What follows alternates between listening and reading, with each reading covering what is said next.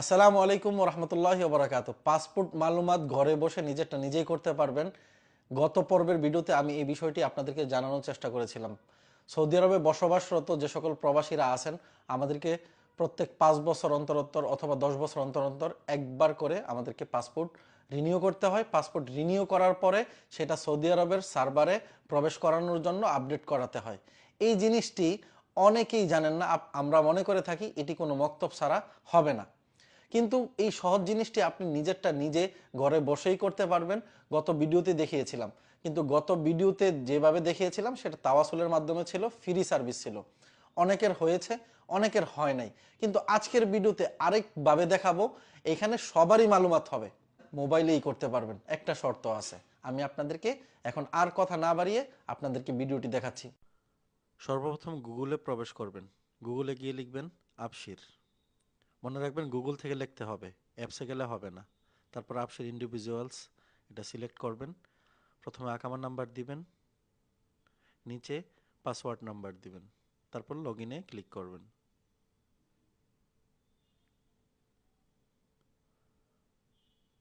তারপর আপনার মোবাইলে যেই সিমের আবশির, ওই সিমে একটা ওটিপি কোড যাবে, ওই 4 সংখ্যার কোডটি এখানে দিয়ে দিবেন। তারপর এই যে এরকম একটা ইন্টারফেস আসবে, মাই সার্ভিসে প্রবেশ করবেন। নিচে যাবেন, পাসপোর্ট অপশনে ক্লিক করবেন। তারপর নিচে যাবেন, নিচে যাওয়ার পর রেসিডেন্ট সার্ভিসে সিলেক্ট করবেন। গত ভিডিওতে দেখেছিলাম তাওয়াসুল, কিন্তু তাওয়াসুলে ক্লিক না করে রেসিডেন্ট সার্ভিসে ক্লিক করবেন। তারপরে এখানে আপনার তথ্যগুলো আসবে। নিচে যাবেন, এখানে দুইটা অপশন আছে, রেসিডেন্ট আইডি রিনিউয়াল, নিচে আছে আপডেট রেসিডেন্ট পাসপোর্ট ইনফরমেশন।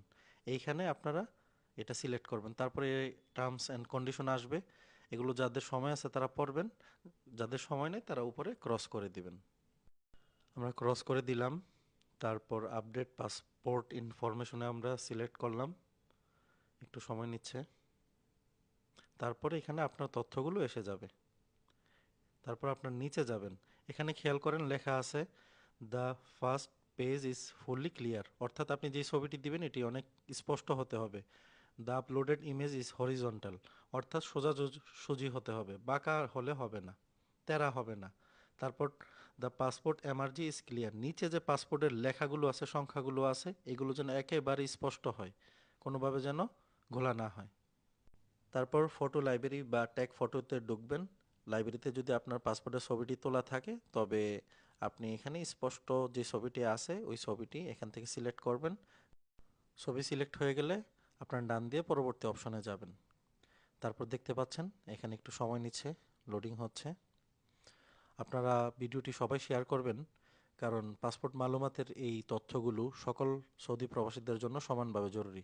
আপনারা যদি চান শেয়ারের মাধ্যমে অন্যকে জানাতে, তবে সবাই উপকৃত হবে। তারপরে এখানে new passport issue date, passport issuance country, new passport issuance city, এখানে আপনি পাসপোর্টের ডেট দিবেন, নতুন পাসপোর্টের বাংলাদেশ দিবেন, তারপর নিচে ঢাকা দিবেন। বেশিরভাগ মানুষ আমরা ঢাকা থেকেই আমাদের পাসপোর্টগুলো ইস্যু করা হয়। এখানে সিটি দিবেন ঢাকা, দেশ দিবেন বাংলাদেশ। তারপর আপনার এমন একটি তথ্য আসবে, আপনার পাসপোর্টের তথ্য পুরোটা এসে যাবে। নতুন এক্সপায়ার ডেট দেখাচ্ছে, তারপরে ফিস ইনফরমেশন, সার্ভিস ফিস দেখাচ্ছে 60 রিয়াল, ভ্যালু ট্যাক্স দেখাচ্ছে 9 রিয়াল।